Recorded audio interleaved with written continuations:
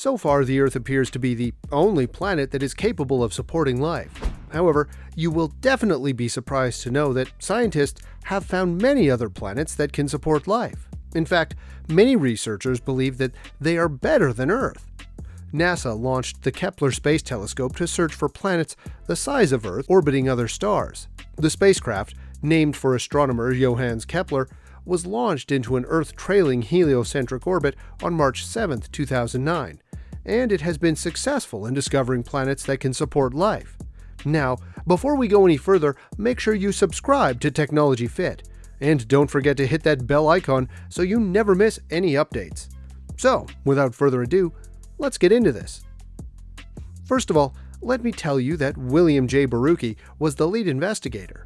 The telescope's reaction control system fuel was spent after 9.5 years of operation, and NASA announced its retirement on October 30, 2018.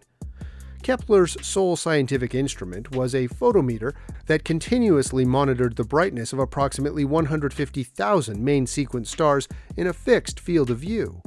It was designed to survey a portion of Earth's region of the Milky Way to discover Earth-sized exoplanets in or near habitable zones and estimate how many of the Milky Way's billions of stars have such planets.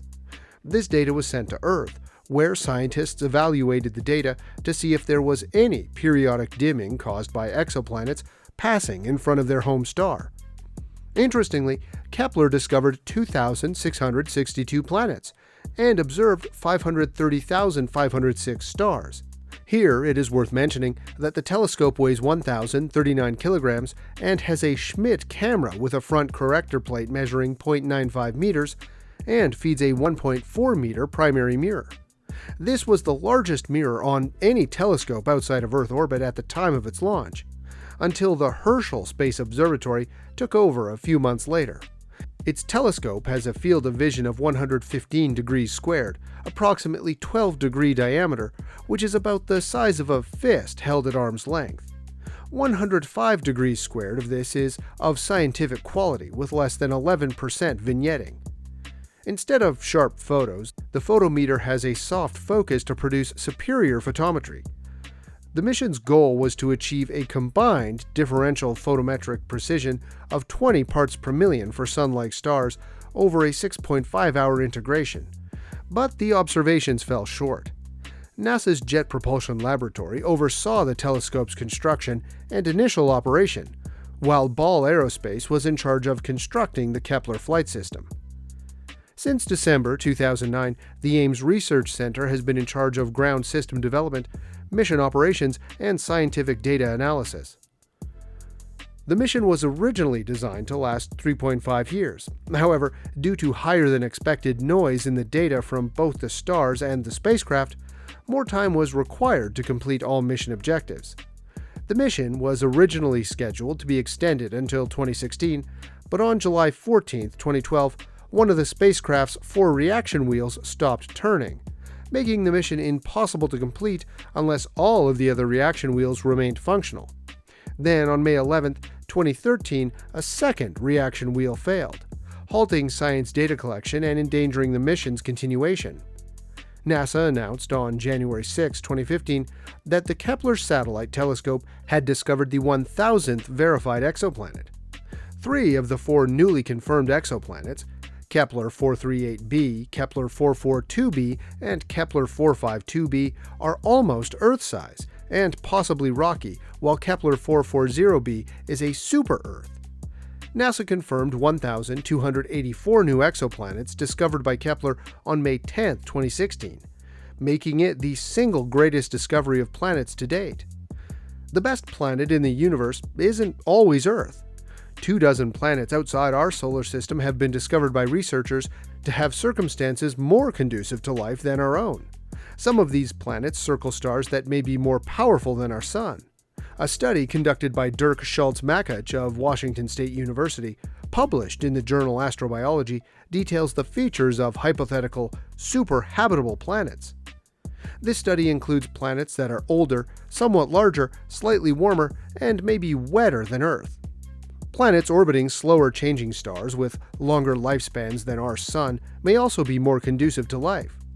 The focal plane of the spacecraft's camera is made up of 42 50 into 25 mm CCDs with a total resolution of 94.6 megapixels, making it the largest camera system that has ever flown into space at the time. For short cadence goals, the CCDs were read out every 6.5 seconds and co-added on board for 58.89 seconds, and for long cadence goals, the CCDs were read out every 1765.5 seconds. Because of the higher bandwidth requirements for the former, the number of these was limited to 512 instead of 170,000 for long cadence. Despite having the highest data rate of any NASA mission at the time of launch, the 29-minute summation of all 95 million pixels comprised more data than could be stored and delivered back to Earth.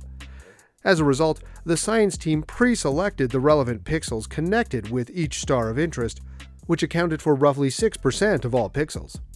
The data from these pixels was then quantized, compressed, and saved in the onboard 16GB solid-state recorder, along with other auxiliary data. Science stars, P-mode stars, smear, black level, background, and full field of view photos were among the data recorded and downlinked.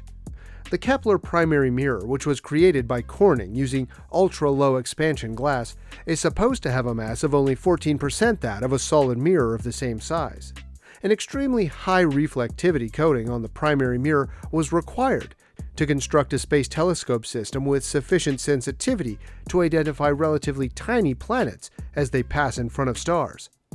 Surface Optics Corp used ion-assisted evaporation to apply a protective 9-layer silver coating to enhance reflection, and a dielectric interference coating to reduce color center development and atmospheric moisture absorption. In terms of photometric performance, Kepler performed admirably, far better than any Earth-bound telescope, yet it fell short of its planned objectives. The goal was to achieve a total differential photometric precision of 20 parts per million during a 6.5-hour integration on a magnitude 12 star. This estimate was made with a stellar variability allowance of 10 parts per million, which is about the same as the Sun's. This observation's precision varies greatly depending on the star and its position on the focus plane, with a median of 29 parts per million. The majority of the extra noise appears to be attributable to bigger than anticipated variability in the stars, with the remainder coming from instrumental noise sources that are slightly greater than expected. Because the brightness decrease from an Earth-sized planet transiting a Sun-like star is so little, barely 80 parts per million, the increased noise reduces the number of distinct transits to 2.7 sigma rather than the expected 4 sigma. As a result, more transits must be observed to be certain of detection. According to scientific estimates, a mission lasting 7 to 8 years, rather than the 3.5 years originally intended, would be required to identify all transiting Earth-sized planets. The Kepler mission was extended into the fiscal year 2016 on April 4, 2012, although this was contingent on all remaining reaction wheels remaining healthy, which was not the case. After the spacecraft ran out of fuel on October 30, 2018, NASA announced that the telescope would be retired. The telescope was turned off on the same day, ending its 9-year run. During its lifespan, Kepler examined 530,506 stars and identified 2,662 exoplanets. TESS, a newer NASA mission that started in 2018, is still looking for exoplanets. Don't forget to share your thoughts and valuable feedback with us in the comments section below. That's all for today's video, and I hope you enjoyed this video. If you liked the video, make sure you share it with your friends and give this video a thumbs up. And if you have not already subscribed to our channel, subscribe to it and press that notification bell so you receive a notification each time we upload an interesting video on this channel. Thanks for watching this video. We will see you in the next video. Take care and stay tuned.